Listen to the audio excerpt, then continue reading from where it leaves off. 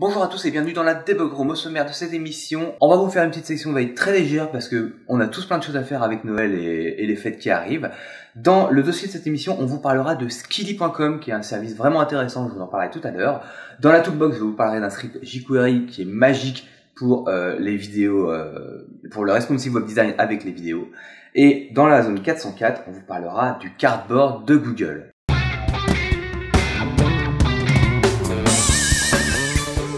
Bonjour à tous et bienvenue dans la Debug Room, l'émission du développement web et mobile, présentée par Teddy Valente et Benjamin Hazan. La Debug Room est disponible un lundi sur deux sur debugroom.fr.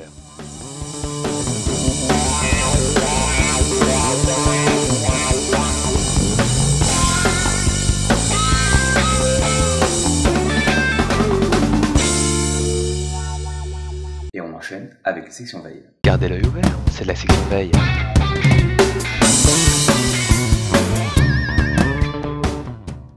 Et dans la section veille, on vous parle d'une annonce qu'a fait Google le 12 décembre qui nous annonce un truc pas très grave, hein, la fin des API de Google Earth. Alors Google Earth, ça veut pas dire que Google Earth lui-même va disparaître, hein, ça va rester. Par contre, voilà, il y aura plus d'API, ça faisait quand même 6 ans que les API de Google Earth étaient dispo.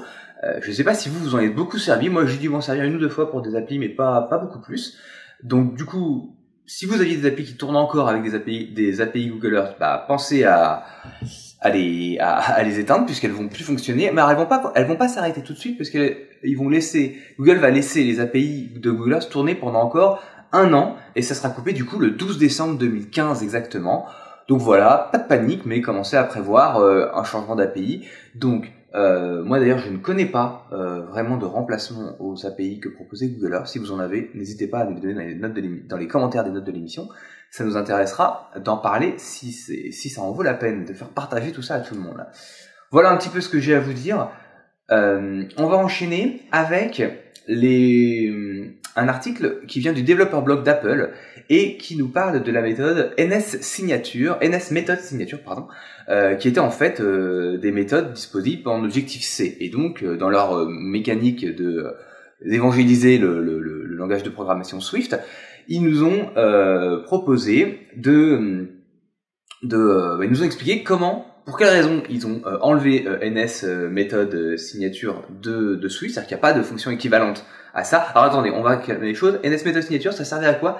Ça servait à faire quand on avait une méthode qui avait le même nom, mais qui avait différents types de paramètres, genre une méthode qui s'appelait, getData, dont une avait 2 paramètres et l'autre avait 3 paramètres. Avec NS Method Signature, on pouvait dissocier les comportements des deux méthodes. En gros, c'est ça que ça fait. Il y a peut-être des finesses que je sais pas évoquer, mais globalement, c'est ça l'idée. Donc, on a plus cette méthode-là dans Swift. Donc, si on veut réutiliser ce fonctionnement-là, eh bien, il y a d'autres méthodes qu'il faut exploiter, comme les handlers et autres. Donc voilà. Donc, cet article explique de manière assez didactique, c'est assez simple, les lignes de code sont pas magiques, comment on traite ces situations-là, parce qu'effectivement, il y avait pas mal de développeurs qui se plaignaient. Et, note importante, cet article est à jour, même si vous le regardez un peu tard, parce qu'il a été publié le 12 décembre également, puisque voilà, on voit qu'il y a eu des updates qui ont été faits sur le contenu de cet article suite aux réactions des différents développeurs qui ont réagi à cet article. Donc, allez-y, il est complet et à jour, ce qui n'est pas souvent dans un article de blog. C'est pas souvent, et on va vous parler aujourd'hui de Node.js, qui a été forké, puisque vous ne le savez peut-être pas, mais Node.js n'est pas à proprement parler un projet complètement open source, même s'il est libre et gratuit, puisqu'il est subventionné par la société Joyent. Et un groupe de développeurs a considéré que voilà, il était important que le moteur Node.js ainsi que son gestionnaire de package NPM, soit complètement libre et sous une gouvernance libre, puisque évidemment Joyent étant le sponsor principal et payant les équipes qui travaillent sur Node.js, voilà, ils dictaient un petit peu leurs lois, ça les a contrariés. Du coup ils ont créé IO.js, qui est en version alpha 1, donc on se calme, on n'y est pas encore, mais voilà, qui est une version complètement open, gérée de manière complètement communautaire, sans sponsor, sans vilaine société. Bon, moi j'ai rien contre ça, mais sans société voilà qui sponsorise les développements. Donc si c'est quelque chose qui est cher à votre cœur, vous avez un projet de serveur Node.js qui est d'ailleurs compatible avec Node.js, donc tous les frameworks qui vont avec fonctionnent également. Il s'appelle io.js. Et on enchaîne avec une petite news Android qui cette fois-ci annonce, alors ça vous l'avez déjà vu, la version 1.0 de l'Android Studio est sortie, il était temps, ça fait quand même quelques années qu'on développe sous Android, ça y est, la version 1 de l'Android Studio a été livrée par Google, et avec ça, ils nous ont sorti tout un tas de code snippets. Alors ils appellent ça des code samples, mais globalement c'est des bouts de code qui vont nous aider à coder notamment avec le Material Design et les fonctionnalités d'Android 5.0. Donc ils en ont ajouté une vingtaine. Alors faut les mettre à jour, vous verrez il y a une petite doc, faut faire une petite mise à jour d'Android Studio pour récupérer les snippets, mais les samples qui ont été ajoutés, mais c'est pas grand chose. Donc voilà. Donc c'est intéressant, on a des démos graphiques sur le lien qu'on vous a mis dans les notes de l'émission, vous verrez, il y a quelques démos qui illustrent un petit peu les choses, donc il y a les floating action buttons, les reveal effects, les card view, les drawable tinting et autres. Je vous laisse regarder ça, si vous avez décidé de coder pour Android Lollipop et pour Android Wear, puisqu'il y a aussi quelques samples qui ont été proposés pour ça. Allez regarder l'article qui est dans les notes de l'émission, vous verrez, il y a pas mal de choses intéressantes qui vont certainement vous donner des idées. Ça conclut la section veille et on enchaîne avec le dossier. Assez rigolé, c'est le dossier.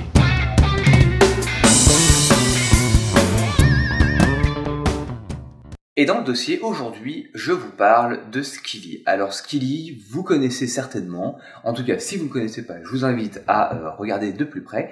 C'est une plateforme qui regroupe... En fait, c'est une plateforme qui va vous permettre de tester vos connaissances sur tout un tas de technologies. Alors, il y en a sur plus d'une trentaine de technologies, il y en a quand même beaucoup. Mais voilà, donc évidemment, PHP, Java, HTML5, CSS, bref, j'en passe. Le principe est simple, vous enchaînez les QCM sur une techno choisie et à la fin on vous compare avec les autres, ça vous donne un score, ça vous permet d'avoir un profil. C'est une autre manière de vous évaluer et vous pouvez aussi soumettre des questions si vous trouvez voilà que il y a certaines questions qui ne sont pas posées dans certains tests sur certaines technos. Par exemple, vous êtes un champion de Ruby on Rails et que vous dites il y a quand même des questions qui sont importantes à poser quand on veut évaluer le niveau de quelqu'un qui fait du Ruby. Vous pouvez également contribuer, donc ajouter vos questions, les réponses fausses et bonnes, parce ça fonctionne en mode QCM, et ça va vous aider du coup à construire, à enrichir la plateforme, et puis vous également tester vos connaissances. Donc c'est une plateforme que je trouve vachement intéressante parce qu'en plus, c'est pas juste les tests ne sont pas les mêmes pour tout le monde, c'est-à-dire qu'ils vous proposent les questions de manière adaptive en fonction de votre niveau.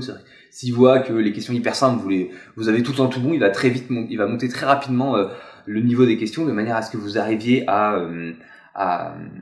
rapidement aux questions qui sont à votre niveau de difficulté pour être capable d'évaluer rapidement votre niveau. Ce qui est intéressant pour nous développeurs, pour savoir un peu où on en est, et si on est bon et sur quel sujet technologique on doit se concentrer.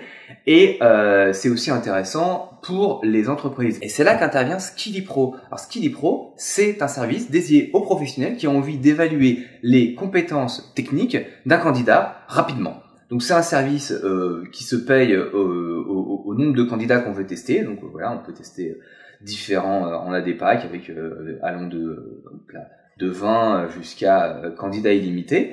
Et donc du coup, ça va vous permettre de tester comme ça. Si vous avez besoin d'embaucher un développeur et que vous savez pas forcément et que vous avez envie de tester sur plein de compétences que vous avez par exemple pas du tout en interne, et Skilly Pro est une solution.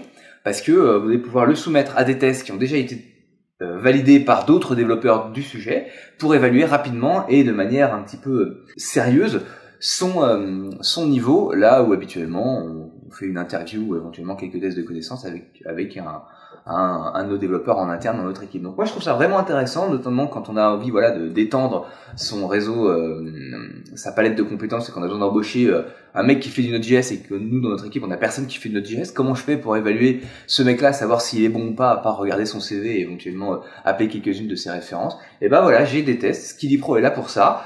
Et honnêtement, je trouve que l'idée est vraiment bonne et si vous êtes un professionnel du recrutement, je vous invite à regarder cette technologie. Et en attendant, on enchaîne avec la toolbox. Et maintenant, ouvrons la toolbox.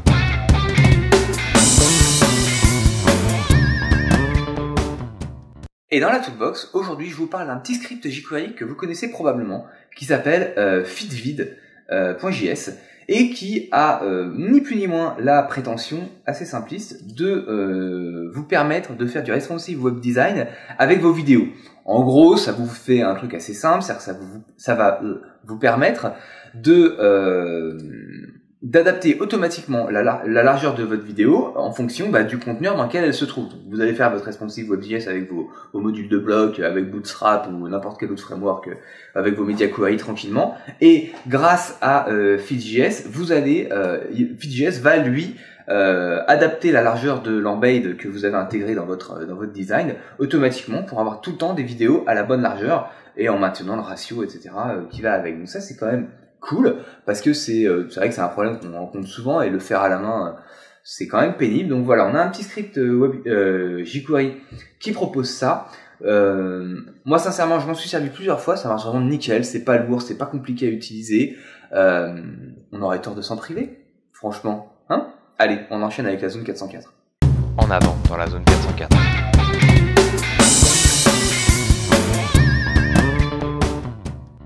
Et dans la zone 404, je vous parle de Cardboard de Google. Alors, ceux qui ne savent pas de quoi il s'agit, c'est très simple.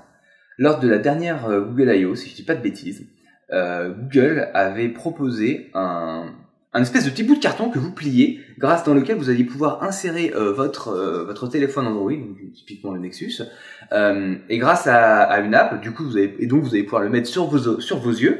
Donc ça va mettre votre smartphone directement sous vos yeux. Et en gros, c'est un concurrent de l'Oculus Rift, genre ultra cheap. C'est-à-dire que l'écran de l'Oculus Rift, c'est un smartphone, et tout l'emballage qui va autour pour le mettre sur vos yeux, c'est un pliage de carton que vous allez pouvoir utiliser. Donc ça, c'est vraiment rigolo, parce que du coup, ça coûte rien du tout. Et on peut développer du coup des apps. Enfin, tout le monde il suffit de développer une app Android pour pouvoir faire de la réalité virtuelle. Donc l'idée était cool, après effectivement ça faisait cheap, donc est-ce que oui, non, ça donne quoi, est-ce que ça vaut le coup à voir? Eh ben écoute, la réponse est un peu simple, ils en ont vendu 500 000 unités. Moi je trouve ça complètement dingue, honnêtement j'aurais jamais parié là-dessus. C'est vraiment impressionnant, et donc du coup ça me donne envie d'aller regarder un peu plus quel est l'écosystème qu'il y a autour. Évidemment il y a un SDK de Cardboard pour exploiter un petit peu la 3D qui va avec, donc ça c'est cool. Et il y a effectivement un petit site autour de Cardboard qui a été fait. Il y a donc plein de manufactureurs donc qui vous permettront du coup d'acheter différents cardboards à différents prix et avec différents looks, avec son noir plutôt couleur carton, d'autres couleurs blanches, peu importe. Et vous avez aussi alors ça c'est rigolo, c'est plus les éléments pour le construire vous-même. Voilà, vous pouvez acheter votre carton, votre petit scotch, vos petites lentilles, etc. Bon, ok, très bien. Et vous avez du coup évidemment toute une section pour les développeurs et pour justement comprendre comment on traite cette partie. Et donc il y a un SDK pour Android, mais il y a aussi un SDK pour Unity. Oui, ça fait de la 3D, machin. Donc il y a un SDK pour exporter depuis Unity, ce que je trouve plutôt bien vu de la part de Google. Donc voilà, si vous avez envie de faire de la réalité augmentée, il se trouve qu'on dirait bien qu'il y ait un vrai engouement pour Cardboard. Effectivement, on voit bien pour les proof of concept, ça doit bien marcher. Je suis pas, à vous de me dire si vous avez eu le temps d'en acheter un et de tester les apps qui vont dessus. Moi, je trouve ça rigolo. Évidemment, je suis pas convaincu que on se baladera tous avec des cardboards sur les yeux. Mais par contre, je pense qu'on en trouvera de plus en plus dans les labos ou dans les studios de développement pour justement faire des tests et décider si on va dans la direction de la réalité augmentée. Bref, bravo Google pour ce coup. 500 000 unités vendues, c'est quand même pas mal. Ça conclura la zone 404 et on vous remercie de nous avoir suivis et on vous dit à dans 2 semaines. Bonne fête!